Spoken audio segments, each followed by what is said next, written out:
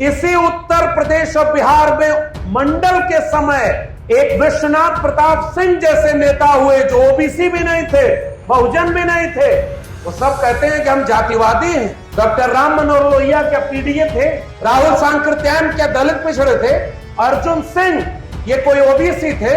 लेकिन आज भी ओबीसी समाज का एक भी जागरूक व्यक्ति है वो विश्वनाथ प्रताप सिंह को अपना वैचारिक साथी और इस देश को बदलने की क्रांतिकारी काम करने वाला, मंडल लागू करने वाले नेता के रूप में याद करते हैं। और जिनकी जाति बिरादरी के थे विश्वनाथ प्रताप सिंह, उन्होंने जिस दिन विश्वनाथ प्रताप सिंह का निधन हुआ उस दिन भी उन्हें मां बहन की गालियां दी।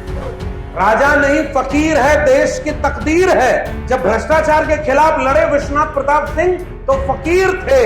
10 लाख का सूट वाला फकीर नहीं, 2.5 लाख का चश्मा वाला फकीर नहीं, 12 करोड़ की गाड़ी और 8,000 करोड़ के हवाई जहाज पे उड़ने वाला फकीर नहीं। फकीर कह रहा हूं तो समझ पा रहे हैं ना मैं किसकी बात कर रहा हूं? कि आज बाबा साहब भीमराव अंबेडकर केवल दलित समाज के नेता नहीं, आइडिया ऑफ इंडिया के नेता हैं, मानवता के नेता हैं। और इस देश के एससी, एसटी, ओबीसी और पसमानदा समाज से लेकर के महिलाओं तक को बराबरी और न्याय का भारत देकर के इंसान को इंसान के बराबर करने वाले नायक और मसीहा के रूप में हम सबके बीच में खड़े हैं। और ये बात कुछ लोगों को नागवार गुजरती कि पिछड़ों के साथ दलित कैसे साथ में आ गए। झगड़ा लगाओ कि दलितों के ऊपर सबसे ज्यादा अन्याय कौन करता है? ओबीसी। झगड़ा लड़ाओ कि ओबीसी में कौन जाति है जिसने सारा हक लूट लिया। झगड़ा लगाओ कि कैसे घर के भीतर ही भाई को भाई से लड़ा दिया जाए। अस्पताल में सबसे ज्यादा भीड़ किसकी है? वहां 90% हम हैं। बेरोजगारों की भीड़ में 90% हम हैं। पाखंड और अंधविश्वासियों की भीड़ में 90% हम हैं। दंगाइयों की भीड़ में 90% हमारे लोग हैं। और उनके लोग 10% आबादी पता नहीं है भी कि नहीं, 90% प्रोफेसर हैं, 90% जज हैं, 90% वकील हैं, 90% ब्यूरोक्रेसी में है, मीडिया में है और देश को लूट करके देश को विदेश में भाग जाने वालों में। इस देश में जब दाढ़ी और टोपी देख करके मुसलमान की लिंचिंग हुई तो एससी, एसटी, ओबीसी के लोग खड़े क्यों नहीं हुए?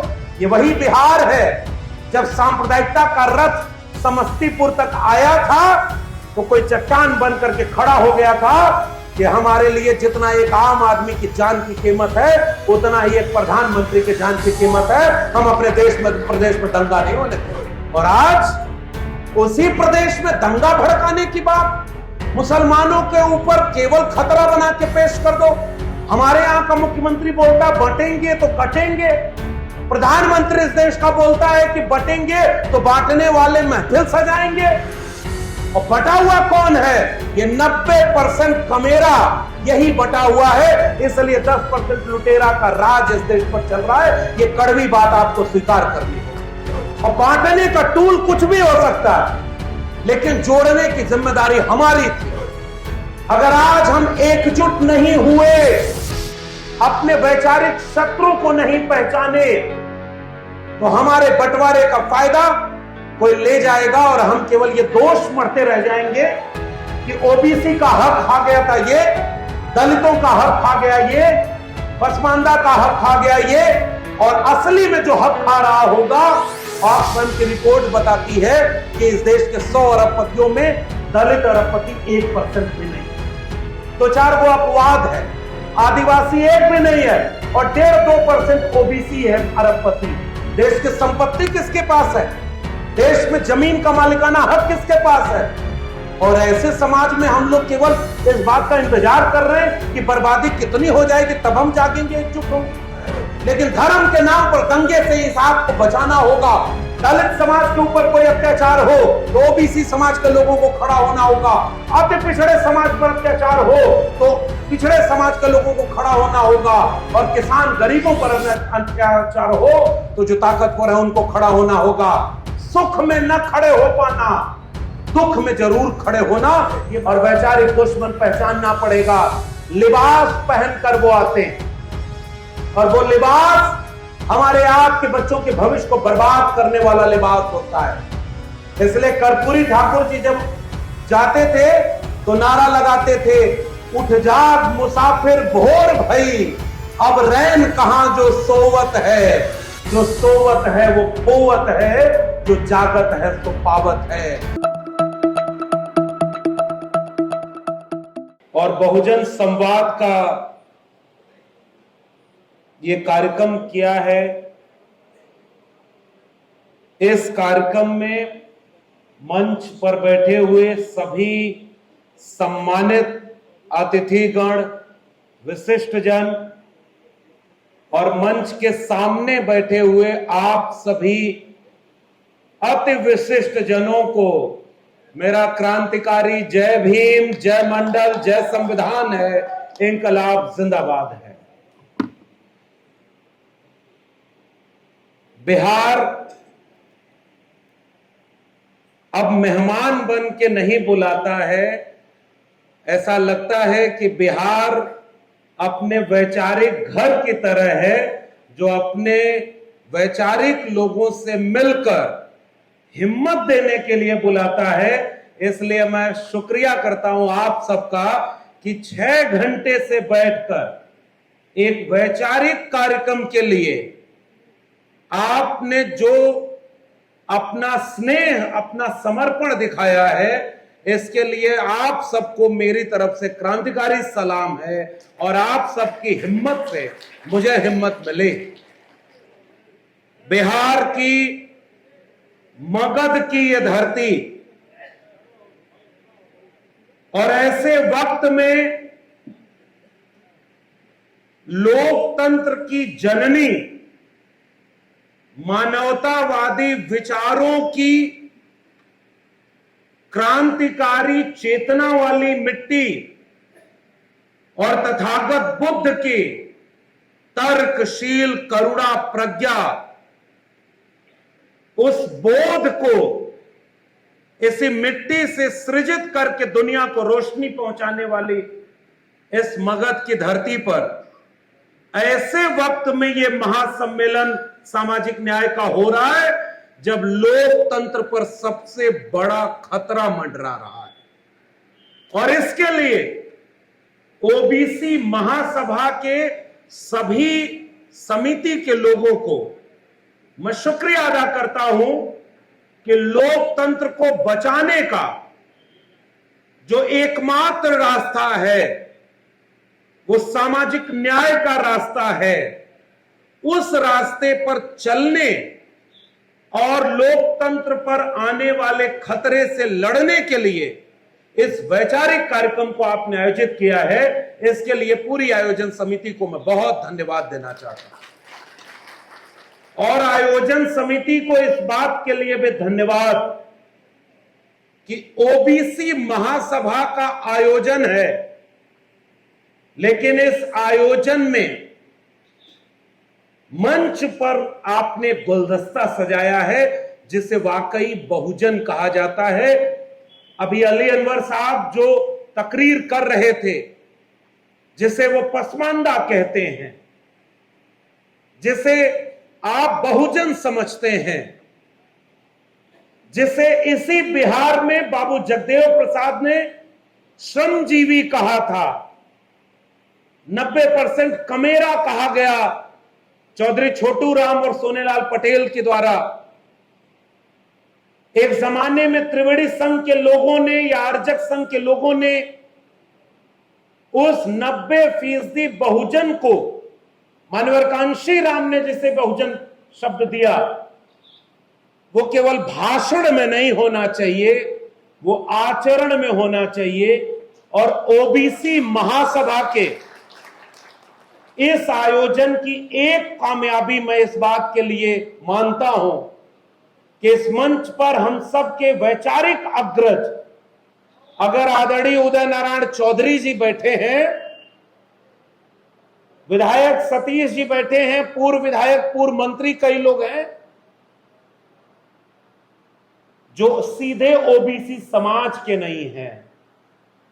इसका मतलब ओबीसी समाज, ओबीसी महासभा का यह आयोजन वाकई बहुजनों का आयोजन है। अली अनवर अंसारी साहब की आवाज न होती, सतीश जी की आवाज इसमें शामिल न होती, आदरणीय उदय नारायण जी की बात इसमें शामिल न होती तो यह आयोजन मेरे हिसाब से वैचारिक रूप से पूर्ण आयोजन नहीं होता। जिस 90% की बात हम करते हैं उस 90% का यह आयोजन है। इसके लिए भी आयोजन समिति को मैं बधाई देना चाहता हूं। बाकी कार्यक्रम इतना बड़ा कर दिया, 6 घंटे का कार्यक्रम, इस हिम्मत की भी दाद देनी चाहिए। वरना हमने वीरेंद्र बाबू से कहा था कि भाई बहुत ज्यादा वक्ता रखने में एक समस्या क्या होती है। देखिए, आप एक व्यक्ति लक्ष्मण यादव को बहुत ज्यादा सम्मान दें, इससे कोई बड़ी लड़ाई, कोई बड़ा आंदोलन शायद नहीं खड़ा हो पाएगा। क्योंकि हम जिस विचारधारा के मानने वाले लोग हैं उसमें व्यक्तियों की बहुत ज्यादा अहमियत नहीं है, उस विचार की अहमियत है जिन्हें हम जैसे तमाम लोग हजारों साल पहले से लड़के आगे बढ़ाए। थोड़ा हम बढ़ा रहे, हमारे बाद भी इस संघर्ष को लोग आगे बढ़ाएंगे। लिखा हमारे एक बहुत शानदार कवि शायर ने कि कल और आएंगे नगमों की खिलती कलियां चुनने वाले, हमसे बेहतर कहने वाले, तुमसे बेहतर सुनने वाले। इसका अर्थ यह है, हमारे पूर्व के जितने वक्ताओं ने जितनी बातें कही वो वही बातें हैं जो हम कहना चाहते हैं। रिंकू जी जैसे लोग जब इस वैचारिक कार्यक्रम का एक वैचारिक खाका बनाते हैं कि सामाजिक न्याय का मतलब क्या है, फूले अंबेडकर पेरियार की विचारधारा कौन से देश को बनाना चाहती थी और आज हमारे सामने कौन सी चुनौतियां हैं, तो वो वही बात कह रहे हैं जो हमारी बात है। जब अली अनवर अंसारी साहब पसमानदा आंदोलन को सामाजिक न्याय के साथ जोड़ करके उस रिश्ते को कायम करना चाहते हैं जिसमें नारा लगा था एक जमाने में कि दलित पिछड़ा एक समान, हिंदू हो या मुसलमान, उसके बिना मुझे लगता है कि वो वैचारिकी अधूरी रह जाती। जब सतीश दास जैसे विधायक, मैं तो चाहता हूं कि यूपी में भी 2-4 ऐसे विधायक हो जाएं जो तेवर है। और होता क्या है, जब जनता जागरूक होती है ना तो नेता भी जनता के साथ खड़ा होता है। कल्पना करिए कि कोई तलवार बांटने के दौर में बिहार में कलम बांटे, नौकरी बांटे, बांटने वाले दौर में जाति जनगणना बिहार से हो, देश को एक रास्ता दिखाए, और जो नौकरी बांटे, जाति जनगणना कराए, सामाजिक न्याय की आवाज बुलंद करे और चुनाव हार जाए, बताइए अगली बार फिर वो बात कर पाएगा? मुश्किल है। इसलिए नेता ये देखता है कि हमारा समाज अभी कितना तैयार है। हमारे उत्तर प्रदेश में भी एक समय परिस्थितियां अलग थी और आज तमाम लोगों के बुलडोजर के सामने समाजवादियों का पीडीए एक चुनौती बनकर के खड़ा हो गया है। इसका मतलब समाज पीडीए के साथ खड़ा है तो नेता आज पीडीए की बात कर रहा है और चुनाव में अयोध्या हरा रहा है। इससे बड़ा और सबूत आप क्या लेंगे? इस वाक्य को फिर से समझिए। 1990 में, आज का विषय है संगोष्ठी का, बाबा साहब भीमराव के भारतीय समाज के परिवर्तन में बाबा साहब का योगदान, और यह कार्यक्रम कौन कर रहा है? ओबीसी महासभा। बदल रहा है समाज साहब, क्योंकि एक जमाने में पहले कोशिश की गई कि डॉक्टर अंबेडकर को मिटा दिया जाए, किताबों में न हो, पाठशालाओं में न हो, उन पे चर्चा न हो। फिर डॉक्टर अंबेडकर को जब मिटा नहीं पाए तो सोचा दलितों के नेता बना दिया जाए। हम लोग भी बचपन में शायद यही तालीम पाए, डॉक्टर अंबेडकर कौन? तो दलितों के नेता होंगे। आरक्षण किसको दिया? दलितों को दिया। लेकिन कलम और किताब, सामाजिक आंदोलन कैसे समाज को धीरे धीरे बदलता है। आज ओबीसी महासभा बाबा साहब भीमराव अंबेडकर की तस्वीर को बीपी मंडल की तस्वीर के सामने यहां लगाए हुए। आप लोग इस तस्वीर को देखने दे, थोड़ा पीछे हुई। ये एकजुटता वो एकजुटता है जो वाकई बहुजन और 90% एकजुटता की बात करता है। इसके लिए भी मैं बधाई देता हूं। ओबीसी समाज के लोग केवल कांवड़ नहीं ढो रहे, वो अपने वैचारिक आंदोलन को भी अपने कंधों पर लेकर के आगे बढ़ने का काम कर रहे हैं। हां, अभी कांवड़ वालों को बढ़ाया जा रहा है। हमारे उत्तर प्रदेश में कांवड़ धोने जाइए, हेलीकॉप्टर से फूलों की बारिश करवाई जाएगी और 69,000 शिक्षक भर्ती घोटाला हो जाए। शिक्षक बनने का हक मांगने जाइए तो लाठियों को बरसाया जाएगा आपके ऊपर। इस फर्क को ही हमें समझना होगा कि पाखंड और अंधविश्वास में कैसे नई पीढ़ी को डाला जा रहा है। और इसलिए इस आयोजन को मैं कामयाब आयोजन मानता हूं कि आज बाबा साहब भीमराव अंबेडकर केवल दलित समाज के नेता नहीं, आइडिया ऑफ इंडिया के नेता हैं, मानवता के नेता हैं। और इस देश के एससी, एसटी, ओबीसी और पसमानदा समाज से लेकर के महिलाओं तक को बराबरी और न्याय का भारत देकर के इंसान को इंसान के बराबर करने वाले नायक और मसीहा के रूप में हम सबके बीच में खड़े हैं। और ये बात कुछ लोगों को नागवार गुजरती है कि पिछड़ों के साथ दलित कैसे साथ में आ गए। झगड़ा लगाओ कि दलितों के ऊपर सबसे ज्यादा अन्याय कौन करता है? ओबीसी। झगड़ा लगाओ कि ओबीसी में कौन जाति है जिसने सारा हक लूट लिया। झगड़ा लगाओ कि कैसे घर के भीतर ही भाई को भाई से लड़ा दिया जाए। मैं औरंगाबाद आया और मंच पर बैठा, मैं पहली बार आया हूं और मुझे पीछे से एक सज्जन क्या बोलते हैं कि ये वो औरंगाबाद है साहब जब मंडल आंदोलन चल रहा था, मंडल की लड़ाई लड़ी जा रही थी, तो शायद 4 कुशवाहा समाज के लोगों ने कुर्बानी दी, उन्होंने शहादत दी मंडल आंदोलन को लागू करके आगे बढ़ाने में। उस कुशवाहा समाज के लोगों को मैं आज याद करना चाहता हूं जिन्होंने मंडल कमीशन के आंदोलन को खड़ा किया। और हम जैसे लोग बड़े शान से कहते हैं, इस देश में अगर बाबा साहब अंबेडकर का संविधान और मंडल कमीशन न होता तो हम आजमगढ़ के किसी गांव में गाय भैंस चरा रहे होते, आज यहां आपके सामने खड़े होकर आंख में आंख डालकर बात नहीं करते। हमारे तन पर ये जो कपड़े हैं, ये लिबास है, हमें हमारे हाथ में कलम और किताब आई, हमारी आंखों में आत्मविश्वास आया और इतना आत्मविश्वास आया कि वक्त के तानाशाहों को भी हम चुनौती देकर के कहना चाहते हैं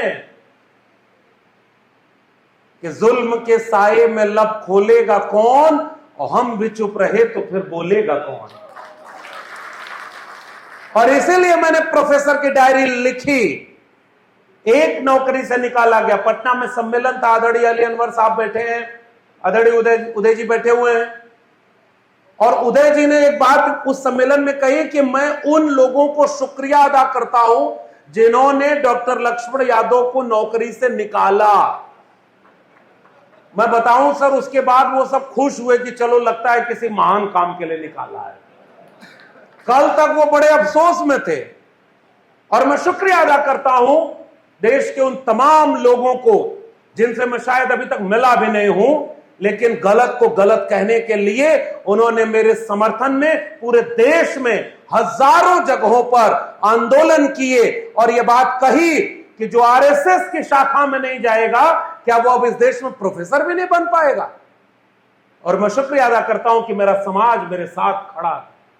और आज जो ये सम्मान आपका है, ये एक व्यक्ति का सम्मान नहीं है, वो उस विचारधारा का सम्मान है जो हमें हिम्मत और दिशा दोनों देता है कि हम डर के नौकरी के लिए लड़ते तो बीपी मंडल बाबा साहब अंबेडकर, महात्मा फूले, डॉक्टर राम मनोहर लोहिया, भगत सिंह, इनमें से कोई नौकरी नहीं करता था और तमाम लोगों को नौकरी कैसे मिले उस रास्ते को बनाने का काम किया। इसलिए हम उस विचारधारा को आगे बढ़ाने का काम कर रहे हैं। इसलिए एक नौकरी क्या बात, इसलिए मैं आपके बीच में केवल एक गुजारिश करने आया। गुजारिश क्या है कि जब आप औरंगाबाद के उस इतिहास को पढ़ेंगे और खासकर नौजवानों, जितने नौजवान यहां आए उनसे मैं ये सवाल पूछना चाहता हूं कि औरंगाबाद में मंडल कमीशन के समर्थन में अगर कुशवाहा समाज के लोगों ने अपनी कुर्बानी दी, इस पूरे बिहार में कभी कोई बस्तियां जला देता था तो कभी कोई खटिया पर बैठने नहीं देता था, कभी कोई जाति के नाम पर गालियां बना करके अपमानित करता था, तो कोई ये कहता था कि इनको, ये मुख्यमंत्री भी बन गए तो शूद्र मुख्यमंत्री बनेगा तो गंगा में आग नहीं लगेगी तो और क्या होगा।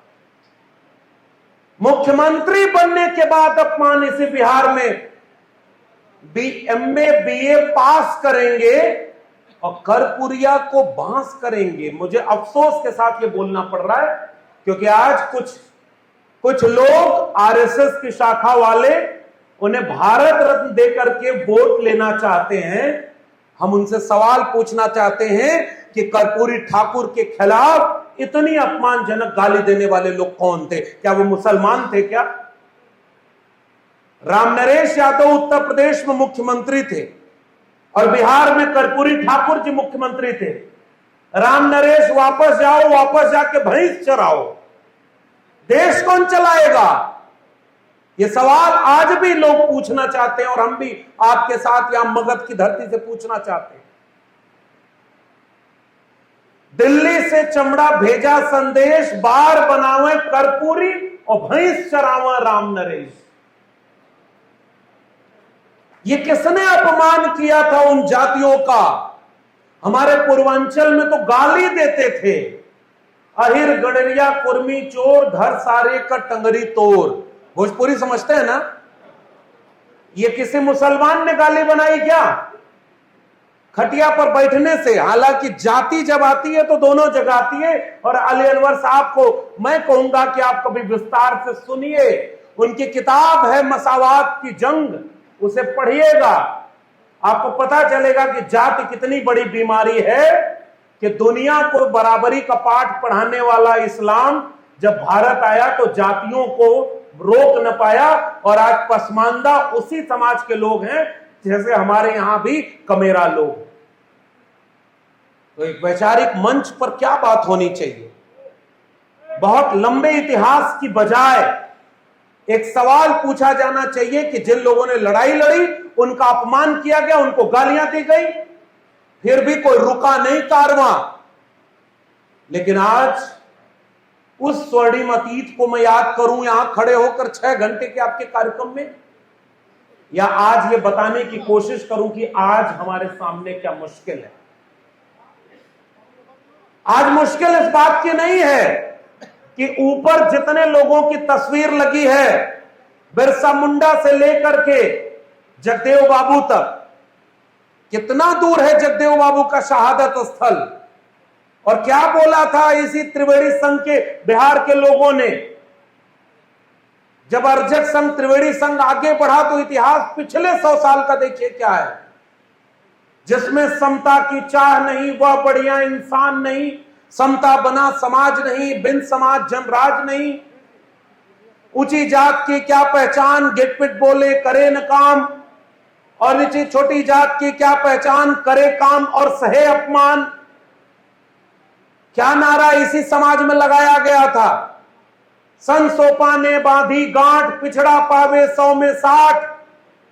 उस नारे को आगे बढ़ाया इसी समाज के, इसी बिहार के लोगों और नौजवानों। मैं आपको अपना इतिहास रूबरू कराना चाहता हूं कि 100 में 90 शोषित हैं, शोषितों ने ललकारा है, धन धरती और राजपाट में 90 भाग हमारा है, 10 का शासन 90 पर नहीं चलेगा।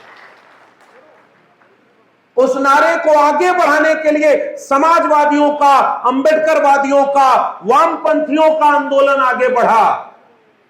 जो जमीन को जोते बोए वो जमीन का मालिक होए, मिटे गरीबी और अमीरी, मिटे चाकरी और मजबूरी, 100 से कम न 1000 से ज्यादा, समाजवाद का यही तकाजा। रोटी कपड़ा सस्ती हो, दवा पढ़ाई मुफ्ती हो। और वो नारा लगते लगते कहां पहुंचा था? सबको शिक्षा सबको काम, वरना होगी नींद हराम। सबको शिक्षा दे न सके जो, वो सरकार निकम्मी है, और जो सरकार निकम्मी है वो सरकार। और आज कौन सी सरकार है कि अररिया में रहना है तो हिंदू बन के रहना होगा? और कौन उनका साथ दे रहा है? जिन्होंने समाजवाद के पाठशाला में पढ़ाई की थी, जॉर्ज फर्नांडिस के साथ समाजवाद की पाठ पढ़े थे, और समाजवादी आंदोलन के बड़े नेता रहे हैं। मैं फिर भी बिहार वालों को एक शुक्रिया देता हूं कि आपके यहां कोई योगी मुख्यमंत्री नहीं है, वरना रोज बुलडोजर चलता। कम से कम आप उससे बचे हुए हैं। आइए उत्तर प्रदेश में देखिए कि जहालत की स्थिति क्या है। हमारे पत्रकार साथी अनिल जी आए हुए हैं बिहार। वो लखनऊ में रह के पत्रकारिता करते हैं, और जिस धारा में कोई बहुत बड़ी धारा नहीं है उसमें भी जेल जाना पड़ा। आज चुनौती नौजवानों ये है, जगदेव बाबू तो अपने हिस्से की लड़ाई लड़के चले गए, महामना राम स्वरूप वर्मा अपने हिस्से की लड़ाई लड़के चले गए, कर्पूरी ठाकुर को जो करना था, मुख्यमंत्री बना तो शिक्षा मुफ्त की, आरक्षण लागू किया, देश के कमेरा लोगों को आत्मविश्वास दिया और अपनी भूमिका निभाकर चले गए। बाबा साहब भीमराव अंबेडकर अपना परिवार कुर्बान किया, विचारधारा की लड़ाई लड़ी और लड़कर चले गए, चेतावनी देकर गए कि बड़ी मुश्किल से कारवां यहां तक लाया हूं, इसे आगे ले जाना, और आगे न ले जा पाओ तो वहीं छोड़ देना, पीछे मत जाने देना। बताओ औरंगाबाद के लोगों, आज के सेमिनार की मूल चिंता क्या नहीं होनी चाहिए कि क्या हमारी आंखों के सामने ये हजारों साल के संघर्षों का काफिला हजारों साल पीछे नहीं ले जाया जा रहा? चिंता यहां होनी चाहिए। हमने भी बहुत किताबें पढ़ी हैं, घंटों हम भाषण दे सकते हैं कि इन महापुरुषों ने कैसे लड़ाई लड़ी, लेकिन आज के महापुरुष कहां बैठे हुए हैं? दंगाइयों के साथ खड़े, और दंगाइयों को पहचान नहीं रहे। इसी उत्तर प्रदेश और बिहार में मंडल के समय एक विश्वनाथ प्रताप सिंह जैसे नेता हुए जो ओबीसी भी नहीं थे, बहुजन भी नहीं थे। वो सब कहते हैं कि हम जातिवादी हैं। डॉक्टर राम मनोहर लोहिया क्या पीडीए थे? नहीं थे। राहुल सांकृत्यायन क्या दलित पिछड़े थे? क्या विश्वनाथ प्रताप सिंह, अर्जुन सिंह ये कोई ओबीसी थे? लेकिन आज भी ओबीसी समाज का एक भी जागरूक व्यक्ति है, वो विश्वनाथ प्रताप सिंह को अपना वैचारिक साथी और इस देश को बदलने की क्रांतिकारी काम करने वाला, मंडल लागू करने वाले नेता के रूप में याद करता है। और जिनकी जाति बिरादरी के थे विश्वनाथ प्रताप सिंह, उन्होंने जिस दिन विश्वनाथ प्रताप सिंह का निधन हुआ उस दिन भी उन्हें मां बहन की गालियां दी थी। राजा नहीं फकीर है, देश की तकदीर है। जब भ्रष्टाचार के खिलाफ लड़े विश्वनाथ प्रताप सिंह तो फकीर थे, 10 लाख का सूट वाला फकीर नहीं, 2.5 लाख का चश्मा वाला फकीर नहीं, 12 करोड़ की गाड़ी और 8,000 करोड़ के हवाई जहाज पे उड़ने वाला फकीर नहीं। फकीर कह रहा हूं तो समझ पा रहे हैं ना मैं किसकी बात कर रहा हूं? समझदार को विश्वनाथ प्रताप सिंह की एक भी डिग्री भी फर्जी नहीं थी, सारी डिग्री ओरिजिनल थी, 35 साल भीख भी नहीं मांगे थे। लेकिन जब संयुक्त मोर्चा की सरकार 1989 का चुनाव लड़ रही थी तो उसके घोषणा पत्र में था कि मंडल लागू करेंगे, और जब मंडल लागू किया तो मंडल के विरोध में कमंडल का रथ लेकर के वो लोग इस देश की सड़क पर दंगा करने निकले जो ओबीसी को उसके हिस्से का हक और अधिकार नहीं दिलाना चाहते। और आज देश की संसद में खड़े होकर कहते हैं कि मैं ओबीसी मां का बेटा हूं, तभी प्रधानमंत्री बना हूं, मुझे ओबीसी समाज के लोगों वोट दो। कुल्हाड़ी में लगी लकड़ियों को दिखाकर जंगल को कहा जाता है कि जंगल की लकड़ियों कुल्हाड़ी का साथ दो। देखो कुल्हाड़ी में लगी लकड़ी भी तुम्हारी जाति की तो है। लेकिन एक बात याद रखना, अगर ओबीसी समाज के लोग जाति देखकर नायक चुनेंगे तो जाति देखकर विचारधारा की लड़ाई कभी नहीं लड़ी जा सकती। विश्वनाथ प्रताप सिंह हमारे वैचारिक नायक हैं, लेकिन आज की तारीख में झूठा ओबीसी बनकर के कोई प्रधानमंत्री भी रहे और 10 साल की सरकार में उसके जुबान से एक बार भी मंडल कमीशन का नाम नहीं आए, ओबीसी को 52% आरक्षण देने का नाम नहीं आए और 10% ईडब्ल्यूएस आरक्षण बिना आंदोलन के, बिना किसी मांग के तुरंत लागू कर दिया जाए, ऐसे ओबीसी को भी हम अपना नायक और अपना साथी नहीं मानते। हम विचारधारा के लोगों को अपना नायक और अपना साथी मानने की बात करते हैं और आपसे भी एक गुजारिश करने आए। मंडल के विरोध में कमंडल का रथ लेने के चलने वाले संचालक थे और जब प्रधानमंत्री बना हुआ तो ओबीसी बन गए। बच के रहना रे भाई। पहले हम लोग क्या पढ़ाया जाता था, बहेलिया आएगा, जाल फैलाएगा, दाना डालेगा, लेकिन चिड़ियों तुम फंसना मत। फिर क्या हुआ पता है, चिड़िया भी वो सब गाना गाने लगे कि बहेलिया आएगा, जाल फैलाएगा, दाना डालेगा, चिड़ियों तुम दाने में फंसना नहीं, जाल में फंसना नहीं। और ये गाना गाते गाते लालच में, कुर्सी की लालच में या नौकरी के लालच में उसी जाल में जाकर के सारी चिड़िया फंसती चली गई और बहेलिया का काम आसान कर दिया। बताइए इशारा समझ रहे हैं कि नहीं समझ रहे हैं? या एक बार पलटी मार के बताऊं?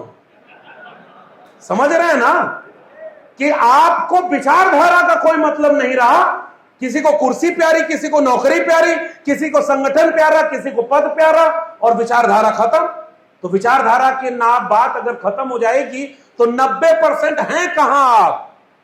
अस्पताल में लाइन लगाए हुए हैं कि दवाई के बिना हमारे घर के बच्चों का बीमारी ठीक ना हो जाए। अस्पताल में सबसे ज्यादा भीड़ किसकी है? वहां 90% हम हैं। बेरोजगारों की भीड़ में 90% हम हैं। पाखंड और अंधविश्वासियों की भीड़ में 90% हम हैं।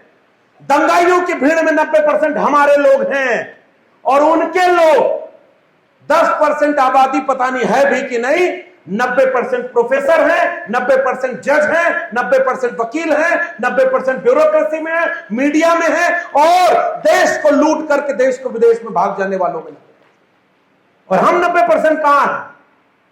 ये कुछ सवाल मैं आपके सामने छोड़कर जा रहा हूं कि कमंडल और मंडल की लड़ाई में अगर आप अपना दुश्मन नहीं पहचान पाए तो कभी कोई कमंडल की रथ पर हनुमान बना तो आज वो ओबीसी बन के वोट मांग लेता है। और आजकल बिहार में तो नए नए हनुमान भी आ गए। आज बिहार कहां खड़ा है? मैं बिहार की इस मिट्टी को सलाम केवल इसलिए नहीं करता कि इसने वैचारिकी में हमें हिम्मत दी, बुद्ध से लेकर के जगदेव बाबू तक, कर्पूरी ठाकुर से लेकर के तमाम लोगों के संघर्षों, त्रिवेणी संघ के संघर्ष को बिहार को आज भी हम याद करते हैं। तो महागठबंधन सरकार की जाति जनगणना करा के जिसकी जितनी संख्या भारी थी उसको उतना हिस्सेदारी दिलाने का काम करने के नाते हम बिहार के उन तमाम लोगों को सलाम करना चाहते हैं। और पहचानिए कि वो आरक्षण बढ़ाने का फैसला लेने वाले कौन लोग थे। और जैसे ही आरक्षण बढ़ाया गया कोर्ट में चला गया, कोर्ट से रुक गया। गृह मंत्री बिहार में आए तो कहे कि जब जाति जनगणना का फैसला हुआ तो हम गठबंधन की सरकार में थे, इसलिए जाति जनगणना कराने की क्रेडिट किसको है? हमको है। तो जब बिहार से उड़ के जाते हैं दिल्ली तो बिचवा में यूपी भी तो पड़ता है, वहां तो फुल मेजॉरिटी की सरकार है, वहां जाति जनगणना क्यों नहीं करा देते? महाराष्ट्र में अब तक उनकी सरकार थी, जाति जनगणना क्यों नहीं कराया? मध्य प्रदेश में तो यादव को मुख्यमंत्री बना दिया है। आज तक उस यादव से किसी ने पूछा कि उत्तर प्रदेश पर क्यों नहीं बोले कि अगर एक ही अपराध में 2 व्यक्ति हैं और एक का नाम विपिन सिंह है तो वो सरेंडर करेगा और एक का नाम मंगेश यादव है तो इनकाउंटर में गोली मार दिया जाएगा। ये खुला आपके सामने न्याय का परिदृश्य दिखा हुआ है और फिर भी सब जातियों में बटे हुए लोग। इसलिए बहरूपियों को पहचानना जरूरी है। मैं बिहार को इसलिए सलाम करने आया हूं कि 75% आरक्षण बढ़ाकर आपने दिशा दिखाई थी, लेकिन ओबीसी क्या उस लड़ाई को आगे लड़ पाया? क्या आज इस देश में जाति जनगणना की कोई आंदोलन खड़ा है क्या? और अगर जाति जनगणना का कोई आंदोलन खड़ा नहीं है तो आप अपने जीवन का इतना कीमती समय देकर 6 घंटे से यहां बैठे हैं। मैं तो आपको सलाम कर रहा हूं साहब, आपने अपना कीमती समय इस कार्यक्रम के लिए दिया है। इतना आयोजन करने में मेहनत लगी होगी, एक एक व्यक्ति को जुटाने में मेहनत लगी होगी, लेकिन इस आयोजन के बाद क्या होगा ये मैं आपके लिए सवाल छोड़कर अपनी बात खत्म करूंगा। क्या इस आयोजन का मकसद केवल यह है कि 4, 6, 10 लोगों को अच्छा भाषण दिला करके उनको विदा कर दिया जाए? फूल माला पहनना किसको अच्छा नहीं लगता, लेकिन मेरी चिंता यह है कि अगर आज हम ये लड़ाई नहीं लड़े, जाति जनगणना पर हम कोई आंदोलन खड़ा नहीं कर पाए, मंडल आंदोलन की बातों को अपने घर घर नहीं पहुंचा पाए, पिछड़े और अति पिछड़े समाज के अंतर विरोध को हम बैठ के नहीं सुलझा पाए, तो फिर यह लड़ाई आगे कैसे लड़ी जाएगी? कल तक तो ओबीसी में ही बंटवारा था, आजकल तो शेड्यूल कास्ट और शेड्यूल ट्राइब में भी बंटवारा हो रहा है। घर के भीतर दुश्मन पैदा कर दो। मैं बिहार को इसलिए भी शुक्रिया अदा करता हूं कि बिहार ने बताया कि जिनकी आबादी 14% है, जिनको बदनाम किया गया कि ओबीसी की सारी मलाई इन्होंने खा ली, उनको नौकरी 1.5% के आसपास भी नहीं मिली, और जिनकी आबादी 2%, 3%, उनकी नौकरी कितने %? ये जो गैर बराबरी है, इसके बिना डॉक्टर अंबेडकर के नाम का नारा लगाने से अंबेडकर के सपनों का भारत नहीं बनने वाला। जिस कारवां को लड़कर अंबेडकर छोड़ गए, फूले छोड़ के गए, जगदेव बाबू शहीद हो गए, आज जगदेव बाबू वाले वोट कहां देते हैं मेजॉरिटी में? जरा ये भी सवाल पूछिए भाई। मैं आपसे कड़वा बात भी कहने आया हूं, दवाई कई बार मीठी नहीं होती है, मीठा खाने से शुगर हो जाता है। यहां हम इतिहास गवाही करने नहीं आए, हम सवाल पूछने आए हैं कि जगदेव बाबू की विरासत आज कहां खड़ी है, कर्पूरी ठाकुर की विरासत कहां खड़ी है? कोई आया और आपको झूठ बोला कि ओबीसी का सारा हक इन्होंने खा लिया और आपका वोट लेके चला गया और कह रहा है अररिया में रहना है तो हिंदू बन के रहना, और यह बात भी किसी बहुजन से कहलवा रहा है। हमें पता चला यह बात कि जो ये बात बोल रहा है दंगे की, वो भी कोई बहुजन है, बहराइच उत्तर प्रदेश में है, और पता है भारतीय जनता पार्टी की सरकार है, भारतीय जनता पार्टी के विधायक ने भारतीय जनता पार्टी के नेताओं के ऊपर एफआईआर किया है कि उनके नेताओं ने दंगा बढ़ाने का काम किया है। और आज तक आपको समझ में नहीं आया कि हिंदू मुसलमान के लड़ाने वाले कौन लोग हैं? इस देश में जब दाढ़ी और टोपी देख करके मुसलमान की लिंचिंग हुई तो एससी, एसटी, ओबीसी के लोग खड़े क्यों नहीं हुए? ये वही बिहार है जब सांप्रदायिकता का रथ समस्तीपुर तक आया था तो कोई चट्टान बन करके खड़ा हो गया था कि हमारे लिए जितना एक आम आदमी की जान की कीमत है उतना ही एक प्रधानमंत्री की जान की कीमत है। हम अपने देश में, प्रदेश में दंगा नहीं होने देंगे। अगर इंसान ही नहीं रहेगा तो मंदिर में पूजा करने कौन जाएगा? अगर इंसान ही नहीं रहेगा तो मस्जिद में इबादत देने कौन जाएगा? और आज उसी प्रदेश में दंगा भड़काने की बात, मुसलमानों के ऊपर केवल खतरा बना के पेश कर दो। हमारे यहां का मुख्यमंत्री बोलता है बंटेंगे तो कटेंगे, प्रधानमंत्री इस देश का बोलता है कि बंटेंगे तो बांटने वाले महफिल सजाएंगे। और बटा हुआ कौन है? ये 90% कमेरा यही बटा हुआ है, इसलिए 10% लुटेरा का राज इस देश पर चल रहा है। ये कड़वी बात आपको स्वीकार करनी होगी। और बांटने का टूल कुछ भी हो सकता है, लेकिन जोड़ने की जिम्मेदारी हमारी थी। और मैं कह रहा हूं उत्तर प्रदेश के पीडीए ने, समाजवादियों के आंदोलन ने, पीडीए में जब पिछड़े, दलित और अल्पसंख्यक वहां नारा लगाए जिसको पसमानदा अली अनवर साहब कहते हैं, और मैं इनसे सहमत होता हूं, सबको सबके हिस्से की भागीदारी दे करके, अगर यूपी में सबकी भागीदारी दे करके सबसे बड़े सांप्रदायिक रथ को रोका जा सकता है, तो बिहार जो समाजवाद की जमीन है, लोकतंत्र की जमीन है, वहां आने वाले कुछ दिनों में फैसला होना है कि कुछ दिनों बाद ये बिहार कौन सी ताकतों के हाथ में होगा। इसलिए बहुत लंबे भाषण का कोई मतलब नहीं है, मैं यही बात खत्म करके जाना चाहता हूं।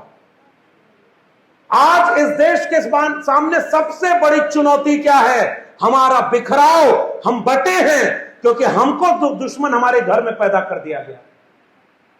और इसलिए जिनकी ज्यादा संख्या है, अगर किसी यादव कम्युनिटी की ज्यादा संख्या है तो यादव जी लोगों को एक जिम्मेदारी निभाने की जरूरत है। 2 कदम पीछे आइए, अपने साथी पिछड़े, अति पिछड़े दलित समाज के लोगों को हाथ में हाथ डाल करके पकड़िए और अपने भाई को कंधे पर बिठाइए और उन्हें आगे करके आगे बढ़कर एकजुटता की मिसाल कायम करिए। मुझे लगता है अपने आप एकजुटता के सामने बन जाएगी।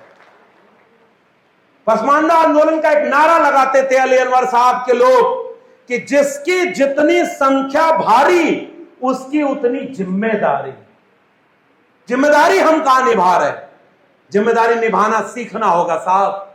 और इसलिए कि हमारे बच्चों का भविष्य खतरे में है। शिक्षा बर्बाद कर दी गई है। प्रोफेसर की डायरी बाहर रखी हुई है।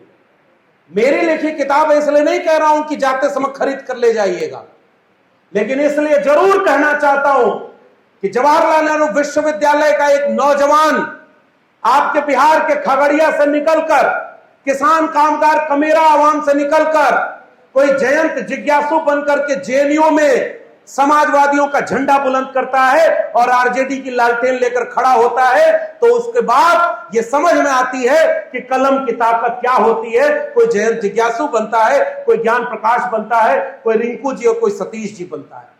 और आज वही कलम बेच दी गई है उन्हीं अंबानी और अडानी के हाथों। बताइए औरंगाबाद के कितने सरकारी स्कूल आज ठीक दशा में है? और बिहार की एक समस्या पर मैं बार बार जिक्र जरूर करूंगा। प्रोफेसर की डायरी पढ़िएगा, उसमें भी है। दुनिया में, भारत में 3 साल का बीए बाकी जगह होता है, यहां 5 साल 6 साल लग जाता है। शिक्षा व्यवस्था चौपट हो गई, स्कूल कॉलेज बर्बाद हो गए और दुकान किसकी चल गई? पाखंड और अंधविश्वास की। पाखंड पर बोल गए सतीश जी, उदय जी बोल गए, मैं ज्यादा नहीं बोलूंगा, लेकिन इतना जरूर चाहता हूं कि सामाजिक न्याय एक विचार का नाम है। तथागत बुद्ध जिस धरती पर ज्ञान प्राप्त किए तो बुद्ध के विचार में प्रज्ञा थी, शील और करुणा थी, बुद्धि थी। और आज बुद्ध का नाम वो बहरूपे भी ले रहे हैं जो बुद्ध के विचारों के खिलाफ युद्ध छेड़े हुए। डॉक्टर अंबेडकर की तस्वीरों पर माला वो भी पहना रहे हैं जो सारा काम सामाजिक न्याय के खिलाफ कर रहे हैं। बताओ दुश्मन पहचान में आएगा कैसे? वो लिबास हमारी जाति का पहनकर आता है, वो लिबास हमारे परिवार का पहनकर आता है और वोट लेकर जाता है और नोट लेकर जाता है। जो कौम, जो समाज वोट और नोट सही जगह देना नहीं जानती, उसकी आने वाली पीढ़ियां गुलाम पैदा होंगी। मेरे इस वाक्य को याद कर लीजिए। आपका वोट लेकर के आपके खिलाफ काम किया जा रहा है और आपका नोट कैसे लिया जा रहा है? पाखंड और अंधविश्वास को, कुछ बहरूपियों को आपके गांव गांव छोड़ दिया गया है, उजा रहा है सब और कथा सुना रहा है। गोबर लीप कर खाने से बीमारी दूर होती है। बुद्ध की धरती से मैं कहना चाहता हूं, इस देश को गोबर खाने वालों का देश हम नहीं बनने देंगे, हलवा खाने वालों का देश बनाना है। और जिसको गोबर खाना है वो अपना गोबर खाए। हम चाहते हैं कि गोबर गाय का बच्चा भी नहीं खाता और इंसान के बच्चों को गोबर खिला दिया। बताओ रे भाई, कैसा देश बन गया? क्या यह बुद्ध के सपनों का देश है? क्या यह अंबेडकर के सपनों का देश है? गोबर खिला दो। आजकल पाखंड और अंधविश्वास पर्ची बना के बाबाओं से चल रही है। टीवी पर बैठ गया, एगो हमारे यहां एगो बाबा है सर, वहां एगो आदमी गया और कहा पेट में पथरी है। बाबा आंख बंद किया, हवा में कैंची चलाई, एक मंत्र पढ़ा और उसके बाद कहा बेटा देखो पथरी, तो कहा गायब, बाबा की जय हो। और बाबा वहां से नोट लेकर के अपना दुकान चलाई जा रहा। अरे भैया, अगर तुम हवा में पथरी का ऑपरेशन करने की कला जानते हो तो बिहार के जितने सरकारी अस्पतालों में लोग बीमारी से मर रहे हैं, एक एक बाबा हर जगह बैठा दो, गरीबों के घर में कोई बीमारी से मर न जाए और उसका इलाज अच्छे से हो जाए। इसलिए इस पाखंड और अंधविश्वास से बचना हमारी जिम्मेदारी। आप भी यहां आए होंगे तो भाई 4 लोग बैठे हैं तो यहां जोर से जय भीम बोलने की क्या जरूरत है। हमारा एक दोस्त था सर, इलाहाबाद यूनिवर्सिटी में जब हम पढ़ते थे तो वो बड़ा धार्मिक आदमी था। जब हम लोग साइकिल से पढ़ने निकलते तो जितने मंदिर मिलते थे सब जगह ऐसे ऐसे जोर जोर से जल्दी जल्दी, कोई देवता नाराज ना हो नहीं तो परीक्षा में 2 नंबर कम आ जाएगा। एक जगह जल्दी से ऐसे किया, हमने देखा, अरे हमने कहा वो तो ट्रांसफार्मर है, कहा अरे कोई बात नहीं उसमें भी वही है। जब हमने कहा कि सब में वही है तो झगड़ा किस बात का है। हमारा पुरखा कबीर कह गया कि कस्तूरी कुंडल बसे मृग ढूंढे बनमाए, और ऐसे घट घट राम है दुनिया देखे न आए। और धर्म के नाम पर लड़ाने वाले सांप्रदायिकता की आग में इस देश को झोंकना चाहते हैं। हमारे पुरखे ने लिखा कि मुझको कहां ढूंढे रे बंदे, मैं तो तेरे पास में, ना मैं मंदिर ना मैं मस्जिद ना काबे कैलाश में, ना मैं जप में ना मैं तप में, ना मैं व्रत उपवास में, खोजी हो तो तुरंत मिली हो पल भर की तलाश में। कहे कबीर सुनो भाई साधो, मैं तो हूं विश्वास में। और मंदिर और मस्जिद के नाम पर हमारे लोगों को लड़ाया जाए। इसलिए बहुत लंबा वक्त न लेकर के मैं केवल आपसे गुजारिश करने आया हूं औरंगाबाद के लोगों, अगर आज हम नहीं जागे आने वाली पीढ़ियां गुलाम पैदा होंगी। मेरे इस वाक्य को नोट कर लीजिएगा। अगर आज हम एकजुट नहीं हुए, अपने वैचारिक शत्रु को नहीं पहचाने, तो हमारे बंटवारे का फायदा कोई ले जाएगा और हम केवल ये दोष मढ़ते रह जाएंगे कि ओबीसी का हक खा गया था ये, दलितों का हक खा गया ये, पसमानदा का हक खा गया ये। और असली में जो हक खा रहा होगा, ऑक्सफैम की रिपोर्ट बताती है कि इस देश के 100 अरबपतियों में दलित अरबपति 1% भी नहीं है। 2-4 गो अपवाद है, आदिवासी एक भी नहीं है, और 1.5-2% ओबीसी है अरबपति। देश की संपत्ति किसके पास है? देश में जमीन का मालिकाना हक किसके पास है? और ऐसे समाज में हम लोग केवल इस बात का इंतजार कर रहे हैं कि बर्बादी कितनी हो जाएगी तब हम जागेंगे, एकजुट होंगे। बिहार में जब इमरजेंसी का दौर आया तो जन आंदोलन खड़े हुए थे। सच कहना अगर बगावत है तो समझो हम भी बागी हैं। बागियों की जमीन बिहार आज एक ऐसे ऐतिहासिक मोड़ पर खड़ी है कि अगर अब चूके तो मुझे लगता है कि 90 के पहले वाला बिहार अगर न बन जाए तो कहिएगा कि मैं गलत बोल रहा हूं, क्योंकि यही बात मेरे उत्तर प्रदेश में भी लागू है। हम और आप अलग नहीं हैं, हमारा रिश्ता एक है।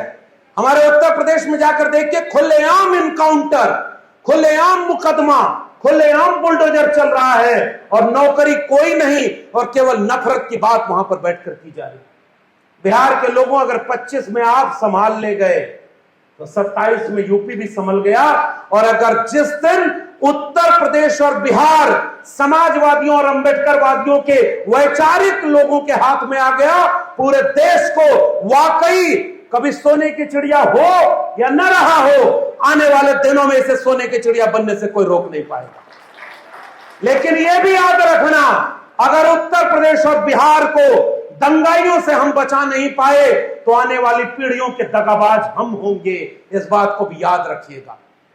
और जाते जाते केवल आपसे निवेदन कर रहा हूं, क्योंकि बहुत वक्त हो गया है, ये कारवां बहुत लंबा है। एक भाषण से, एक कार्यक्रम से, एक आयोजन से कुछ नहीं होने वाला। याद रखिएगा, घर घर क्रांति की लौ जगानी पड़ेगी, शिक्षा की लौ जगानी पड़ेगी, चेतना की लौ जगानी पड़ेगी, पाखंड और अंधविश्वास से अपने पीढ़ियों को बचाना पड़ेगा, और वैचारिक दुश्मन पहचानना पड़ेगा। लिबास पहनकर वो आते हैं, और वो लिबास हमारे आपके बच्चों के भविष्य को बर्बाद करने वाला लिबास होता है। इसलिए कर्पूरी ठाकुर जी जब जाते थे तो नारा लगाते थे, उठ जाग मुसाफिर भोर भई, अब रैन कहां जो सोवत है। जो सोवत है वो खोवत है, जो जागत है सो पावत है। जिसके लोग अपने हक और अधिकार के लिए सजग न हो, मानवर कांशीराम के समय एक नारा लगता था, जिंदा लोग मिशन को रुकने नहीं देते और मुर्दा लोग कोई मिशन कभी चला नहीं सकते। आज इम्तिहान की घड़ी है। इम्तिहान की घड़ी इसलिए नहीं है कि लक्ष्मण यादव को नौकरी से निकाल दिया तो उसने किताब लिखी है, पढ़िएगा। वो तो बता रहा है कि आपकी शिक्षा व्यवस्था बेच दी गई है, कलम और किताब गिरवी रख दी गई, फर्जी डिग्री भी अब आपको नहीं मिलेगी, पढ़ाई महंगी हो गई है। और उन सबों का नेता सब कहता है गुरुकुल में अपने बच्चों को भेजिए। सुना आपने, एक दिन कहा गुरुकुल में भेजिए, और वो नेता बोलता है जिसका अपना बेटा विदेश में पढ़ाई करता है और आपके बच्चों को कह रहा है कि यहां रहना है अररिया में तो आपको हिंदू बन के रहना होगा। तो मैं सवाल पूछना चाहता हूं, इस देश के दलित पिछड़े हिंदू नहीं है क्या? उन्हें जाति के नाम पर अपमानित क्यों किया जाता है? इसलिए जाते जाते केवल ये गुजारिश, 3 काम करिएगा। पहला, नई पीढ़ी के बच्चों को अपने इतिहास से रूबरू कराइएगा, वरना ये वीरेंद्र जी और ओबीसी महासभा के लोगों की इतनी बड़ी मीटिंग, आपका इतने घंटे यहां पर अपना जरूरी काम छोड़कर बैठना, मंच पर इतने बड़े बड़े सम्मानित लोगों का आना, और ये सारा व्यर्थ हो जाएगा। केवल भाषण सुनने से परिवर्तन नहीं आएगा। इसलिए पहला काम करिए, पाखंड और अंधविश्वास की दुकानदारी बंद करके भूखे रहिए, प्यासे रहिए, 1 रुपया कम खाने पर खर्च करिए, 1 कपड़ा कम पहनिए, 1 पेंट अपने दीवार पर मत कराइए, चलेगा। और अंधविश्वास में 1 भी रुपया खर्च न करके ये सारा पैसा बचाकर आने वाली पीढ़ियों को कलम और किताब दीजिए, उन्हें शिक्षा दीजिए। शिक्षा से ही क्रांति आएगी और शिक्षा से ही जागरूकता आएगी। इसलिए पहला काम, कुछ भी खतरे में नहीं है, खतरे में आपका विवेक और शिक्षा खतरे में है, बाबा साहब का संविधान खतरे में है। दूसरा निवेदन, जातियों में बांट करके कोई राज कर रहा है, लेकिन जातियों में बंटने की बजाय जमात में तब्दील होकर के, बहुजन बन करके, सामाजिक न्याय के विचार को एक करके, अपने वैचारिक पुरखों को, इतिहास को जान करके, एकजुट होकर के उनको अपना वोट और नोट दीजिए, जो आपके बच्चों की शिक्षा की बात करे। ये बिहार है, यहां कुछ नए नए बहरूपिया भी घूम रहे हैं जो कहते हैं कि 9वां फेल आदमी मुख्यमंत्री नहीं हो सकता और 4था फेल प्रधानमंत्री हो सकता है। मैं तो जानना चाहता हूं भाई, मैं कोई टिप्पणी नहीं कर रहा, हमारे उत्तर प्रदेश के मुख्यमंत्री की डिग्री क्या है भाई? इस देश के गृह मंत्री को लोग तड़ी पार क्यों कहते हैं? मैं जनरल नॉलेज का क्वेश्चन पूछ रहा हूं, बताइए भाई, गृह मंत्री तड़ी पार क्यों थे? देश के प्रधानमंत्री की डिग्री आज भी संदिग्ध क्यों है? मैं उसी दिल्ली विश्वविद्यालय में प्रोफेसर था जिसकी एंटायर पॉलिटिकल साइंस की डिग्री लेकर घूमते, और जिस सन की डिग्री है उसका फॉन्ट जो है वो उस सन में पैदा ही नहीं हुआ था। क्या करें, नॉन बायोलॉजिकल प्राइम मिनिस्टर है ना, धरती पर पैदा थोड़े हुए, अवतार लिए। बताइए, ऐसे लोगों में डिग्री का सवाल यहां पूछा जा रहा है क्योंकि कुछ लोगों को प्लांट करके भेज दिया गया है।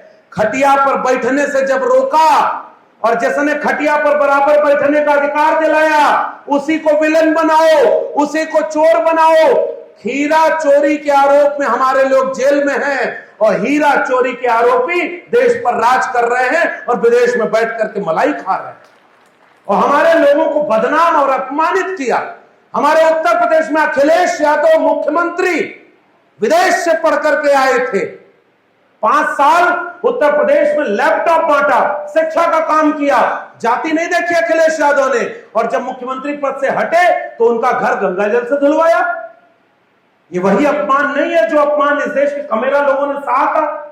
और नई पीढ़ी के नौजवानों, तुम में से बहुत सारे लोग होंगे यहां से जाते समय जितना मंदिर होगा वो में थोड़ा नमामि नमामि करते चले जाओगे। उतरो मीट तो भतरो मीट ही तब नहीं चलता है। बताइए, ये भाई क्लियर लड़ाई है। धर्म मानो, दिल में मानो, दुकान में नहीं।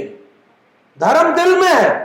आप पूजा करते हो, मैं आपको नहीं कहने वाला हूं कि पूजा छोड़ो, मैं आपसे केवल ये कहने आया हूं कलम और किताब पकड़ो, क्योंकि दूध में जब मट्ठा पड़ेगा तो अपने आप दूध फटेगा। हमको दूध फाड़ने की जरूरत नहीं है। हम विचारधारा आपके बीच में लेकर के आ रहे हैं, लेकिन धर्म के नाम पर दंगे से इस आग को बचाना होगा। मुसलमानों के खिलाफ जो आग लगाई जा रही है, एससी एसटी ओबीसी समुदाय के लोगों, मुसलमानों के सामने आपको एकजुटता के लिए खड़ा होना होगा। दलित समाज के ऊपर कोई अत्याचार हो तो ओबीसी समाज के लोगों को खड़ा होना होगा। अति पिछड़े समाज पर अत्याचार हो तो पिछड़े समाज के लोगों को खड़ा होना होगा, और किसान गरीबों पर अत्याचार हो तो जो ताकतवर है उनको खड़ा होना होगा।